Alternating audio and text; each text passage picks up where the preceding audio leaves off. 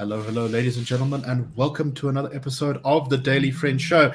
And it is truly a miraculous day because despite being in stage 5 load shedding, all of us on the show today have electricity, which presumably means that most of our audience doesn't, because if we're on, that means that all of you guys must be off. But anyway, we hope that you still are able to hear us at some point, even if you're watching us after we've been live. I am, of course, your host, Nicholas Loriman. I'm joined today by Sarah Gon. Sarah, how are you doing? Well, thank you. I'm very sorry that the 90% chance of rain didn't materialize. Everything needs a wash. Yeah, I must say I'm a bit over spring sometimes until the rain comes. But then I don't like the outdoors in general. And of course, we're also joined by Mr. Morris Rutt. Morris, how are you doing? How's it, guys? Looks like it's clouding over here, so I think maybe it will rain soon. Indeed. And first, I just want to give a quick word from our sponsor. So this week we are sponsored by Trendy Trees. Trendy Trees is the leading luxury Christmas specialist. Buy a Christmas tree and enjoy it in your home or office for years to come. Or hire a Christmas tree and Trendy Trees will deliver, assemble, and decorate it for you. Visit trendytrees.co.za, your Christmas decoration specialists located in Cape Town, Johannesburg, and Plettenberg Bay. And thanks very much to them for sponsoring us. It's very good to be sponsored by some Christmas cheer, because, of course, Christmas is fast approaching, the best time of the year in South Africa. All right, let us get into our first news story for today. And this is, I don't think there's too much to say about this, but it's still worth maybe going over again. And this is the curious case of the rogue Cope councillor. So the fate of the city of Johannesburg appears to be, in many ways at the moment, being determined by a single councillor from the Congress of the People Party, Colleen Makabule, who defected from the coalition, the anti-ANC coalition, to side with the ANC coalition, voting out the DA Speaker of the city of Johannesburg. She then declared herself the acting Speaker of the council, which is against the rules, and was found so by a court.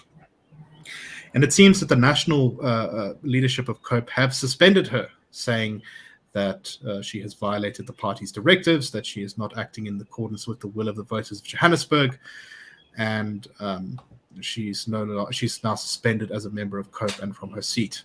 However, it appears that the Joburg region of COPE disagrees and say that this is not a correct structure, that Dennis Bloem, who was the COPE leader who said that she's suspended, is not correct, and that she's in fact not suspended, which is a bit of a mess. And I believe the Joburg coalition can probably hold together without the COPE vote, as long as everyone else stays on board.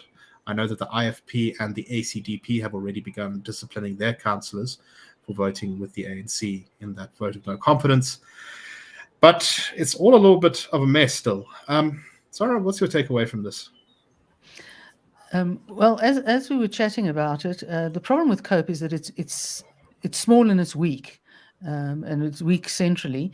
So, as you said, if Ms. Makabule is prepared to sort of run COPE in Joburg or Gauteng, that's quite a powerful place to do it, and then you can, I guess, feel emboldened to not only go against the coalition to which you agreed to be part of, but also to kind of walk up to the speaker's chair and sit down in it and say, "I'm it."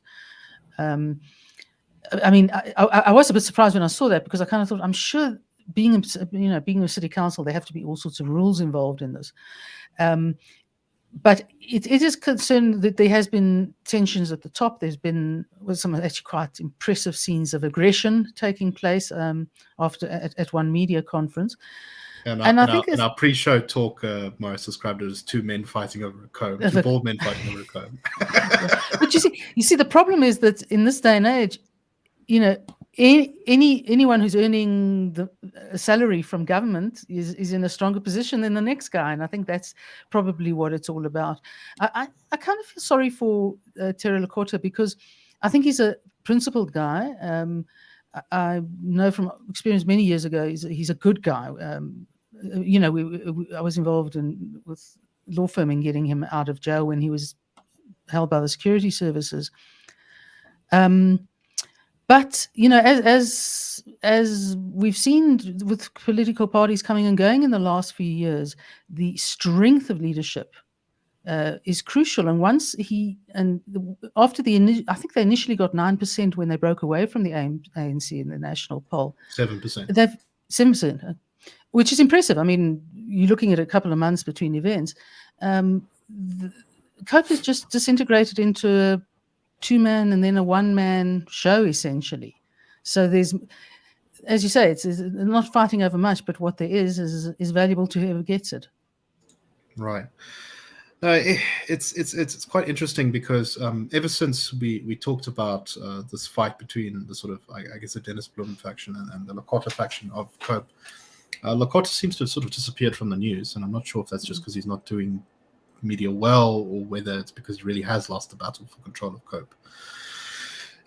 But I think the larger issue here is the problem of what happens when parties don't have very strong chains of accountability or party structures that are able to actually enforce the way things are going.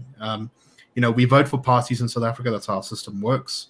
I know a lot of people are unhappy with that, but for that system to kind of work, you at least have to be able to say that there's a link between the party that you voted for and the people who go into office. In this case, Marius, it kind of seems like if the party can't discipline someone who's not doing what they tell them to do, then there really isn't a chain of accountability here. They're just kind of rogue. What do you make of this, Marius? Yeah, and then we've seen what's happened. I mean, it's basically making COPE fall apart. But also, I mean, as you mentioned, COPE wasn't the only party which had councillors go rogue. I think 2 ACDP councillors and an IFP councillor also voted against or voted for Vasco da Gama to be unseated. So, but yeah, it's all quite an unedifying spectacle, and it's all pretty sad, actually. I mean, COPE was kind of the great political hope for South Africa when we merged in the end of 2008. And as Sarah mentioned, did pretty well in his first election, got nearly 8% of the vote, actually. I think better than EFF in his first election, and got what's his name's MPLs in each of the provincial legislatures, and nearly got 20% of the votes in Northern Cape, about 14% in the Eastern Cape. And you've looked just 10 years later, it's only got 2 MPs and not any MPLs, I don't think. So, yeah, and I think, but that's also it's also actually a warning for coalitions in general, because when COPE came to the fore, it was launched as, as kind of a constitutionalist party, kind of, pro-free markets and so on, non-racialism. But if you dug a bit deeper, you could see it was actually the main reason people got together was because it was an anti-Zuma front. You had people like Masuya Lekota who were kind of Mbekiites. You had trade unionists and like hard leftists, like people like Philip Dexter, and other unionists like William Adisha and Bazima Shalowa. You had like business people like Deirdre Carter and so on. So, there was no real actual ideological thread holding COPE together. And I think that's what we've seen has happened to the party. It's kind of a microcosm of what could happen to coalitions. And I mean, I suppose what's been happening in Joburg is also a warning for what could happen to coalitions as coalitions become more common in South Africa. And we are going to be governed by a coalition either after 2024 and definitely after 2029.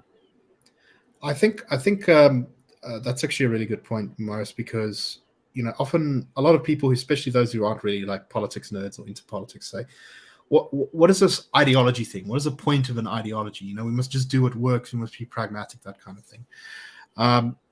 And I mean, firstly, what works, I think, is arguable. It's not always necessarily clear, and ideology helps you to steer through those waters. But secondly, having a shared idea of what you actually sort of want your society to look like, what are the values that you hold to be important, what are the policies that are most important to you, and which ones can you compromise on? This is what ideology is. And when you don't have it, maybe the ordinary voter doesn't necessarily say, I want a liberal, I want a communist, I want a whatever.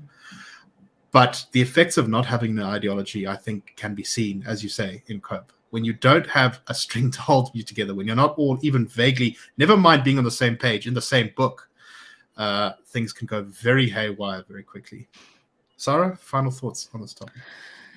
Yeah, 2 things. One is that essentially, just to add to that, your ideology just is essentially the string in the middle of the whole construct. So yes, that's exactly, political parties are there to be practical and to do things that benefit people.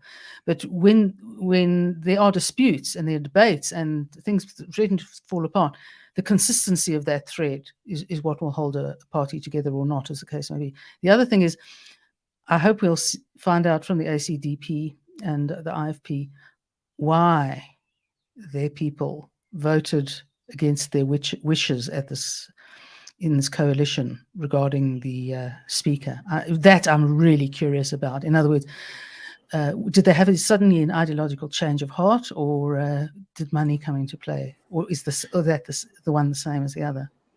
Right, and the DA specifically has said that one of their councillors was offered 2 million rand to switch votes. So yeah, that's going to end up in court, no doubt, and we'll see what comes of that. So let's move on to our next topic. And here, I think we're tying two news stories together to talk a little bit about devolution of powers. So the Western Cape government has issued statements complaining they're very upset that the train services in Malmesbury have been withdrawn by PRASA, that's the Passenger Rail South Africa agency. According to PRASA, the withdrawal is due to problems that they have with the service provider that supplies diesel for the Malmesbury diesel train service. The Western Cape government said that this was really cutting off commuters from opportunities in the area, and that it was going to make people's lives a lot harder and transport more expensive.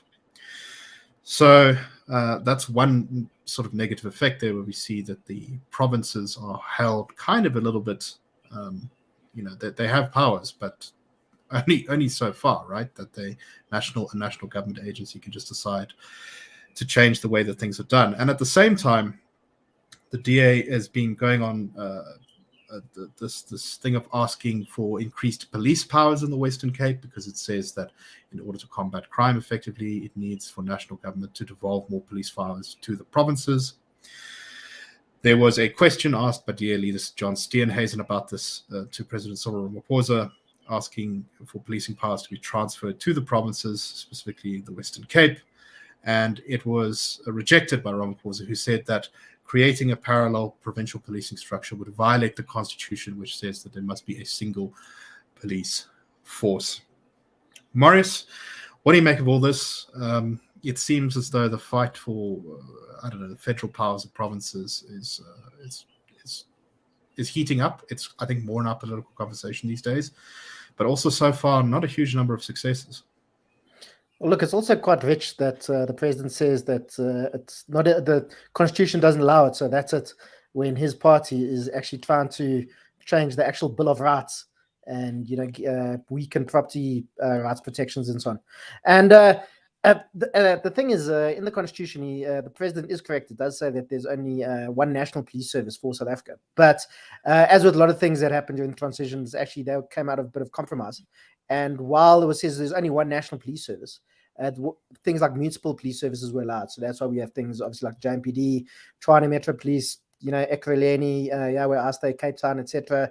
eThekwini also has a metropolitan police service. So there has actually been some devolution of policing powers. Metro police departments don't have, they're limited in what they can do. They can't investigate crimes and so on. It's basically in bylaws and working with the SAPS on certain things. But at the same time, I'm open to correction. But the constitution does allow for the Minister of Police to allow the MEC responsible for policing in a province to get oversight or get more control over the police. It'll still be the SAPS, but they will have more oversight and control over the SAPS in their province. And I know the DA has been looking at this, and they believe without having to change the constitution, you could get more. The Western Cape government had more control over the SAPS in the Western Cape. And I think we're probably going to start seeing a lot of these kind of fights, especially after 2024, where even if we don't govern in coalition nationally, Gauteng's probably going to be governed in coalition. KwaZulu-Natal is probably going to be governed in coalition.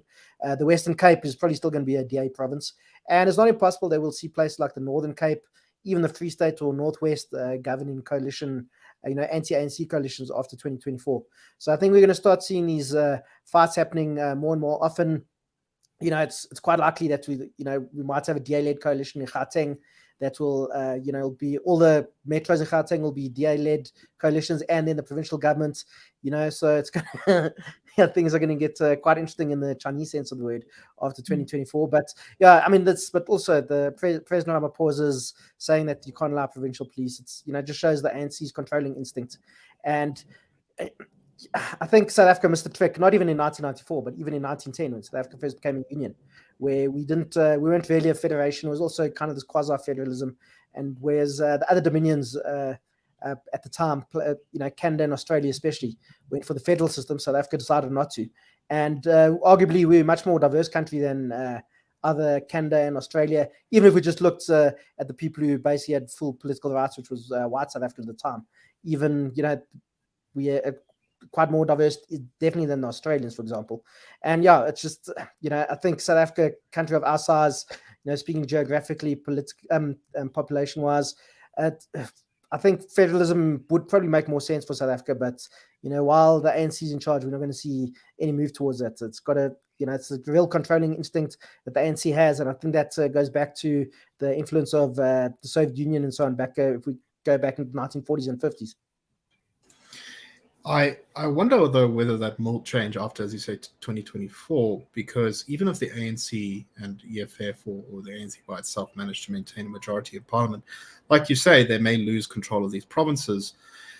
And I can see the ANC or any of these, or the coalition or the anti-ANC coalition, kind of thinking to themselves, maybe like national parliament is going to be deadlocked all the time. I mean, even with its majority now, the ANC often actually fails to get quorum in parliament for passing certain bills or things like that, because some of their members disagree with the law, so they just don't show up, and then the ANC isn't able to vote it through, even though they do have the numbers. I wonder whether every political party might begin to see some advantages in empowering the provinces to have a little bit more say, because I can see the ANC thinking, okay, well, maybe we're going to lose at national government, but we can retreat to Mpumalanga and Limpopo and Northwest and build them into fortresses of ANC-ness. And if we have more powers, that would be good for us. Sarah, what do you make of that idea? What do you make of this issue? I think just throw an idea out more than based on any knowledge, but I think there's two inclinations towards refusing the devolution of power. The one is that there's that sort of nasty element that just says, we are not going to give you the power. We are not going to make it easy for you to make things better. And that would apply with policing or trains or anything else. And I think the other thing is that it just the moment you devolve power, there is an admission that you are failing, that the provinces that want the power devolved either are doing a better job or are intend to try and hopefully do a better job because they've got more control over the situation. No guarantees, but that might be the situation. So I think I don't think the Constitution has anything to do with the price of eggs. It's also like, I mean, if you want to take the sort of jaded view of the problem with the provision of diesel to the Malmesbury trains, do you attribute that to incompetence? Do you attribute that to something just unfortunate outside of your control, or do you attribute that to corruption? Would the DA have had the same problem with providing the diesel to the trains in Malmesbury? So I think if the politics is as split as that, and the ANC loses that amount of control, I think the pressure will rise, because politicians are likely to have support from their constituents to ask for more powers, to achieve things that are not being, to help achieve things that are just failing completely and utterly. But as I say, I think for Ramaphosa, I suspect he just sees it as a sign of weakness and failure, and his control is to say no, not going to do it. But as I said, ANC gets weaker, I think that'll become more difficult to do. Mm-hmm. All right, let us move overseas, I think, to our next topic. There's a bunch of interesting things going on around the world. Let's start with the Islamic Republic of Iran, as it is officially called, which has had quite a lot of internal turmoil over the past couple of years, a lot of anti-government protests. Iran is a country where, although people do get to vote for who the president is, the supreme leader of the country, who is a member of the clergy, the Islamic priesthood there, and his council of imams basically decide who is allowed to stand for president. So, as you can imagine, only people who sort of agree with the regime are allowed to actually stand as candidates. But so there have been major protests there over the past couple of years. These keep getting sort of put down, but the latest one to break out seems pretty intense, and it really cuts to the heart of the Iranian regime. So in the Kurdish region of Iran, which is in the west, there were major protests on Monday, and security forces, according to some reports, opened fire on the protests and killed up to maybe 5 people, although it's difficult to tell because a lot of this is disputed and there isn't much independent journalism on the ground there. It's been 3 days now since the death of a woman called Mahsa Amini, who was a 22-year-old woman who was arrested by the Iranian morality police for incorrectly wearing a hijab. In Iran, all women are required by law to wear a hijab. The morality police said she wasn't wearing one that complied with the law and arrested her. She then, at some point in her captivity, went into a coma and shortly thereafter died. The police say that she just got sick and died, but her parents alleged that the police beat her to death in prison. And this has sparked a huge amount of outrage across a lot of Iran, where particularly people in the towns who are already not huge fans of the government are very fed up with the morality police there. Recently on Twitter in Iran, the Persian hashtag of Mahsa Amini reached nearly 2 million Twitter mentions, as it was sort of a big topic on fire everywhere. The internet was shut down in regions where rioting occurred. The Iranian regime has done this quite a few times to prevent protesters organizing, but it remains to be seen how this goes on from here. Some of the videos that have emerged show people throwing rocks at riot police, shouting death to the dictator.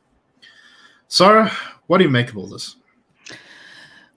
Well, let me put it this way. I'm not a great fan of the Islamic Republic of Iran. It's being despotic in every sense of the word, and with that sort of despotism and Islamism as the base of the form of governance, it's going to be strict. It's strict. It's uncompromising, and I think one could probably say it's misogynistic.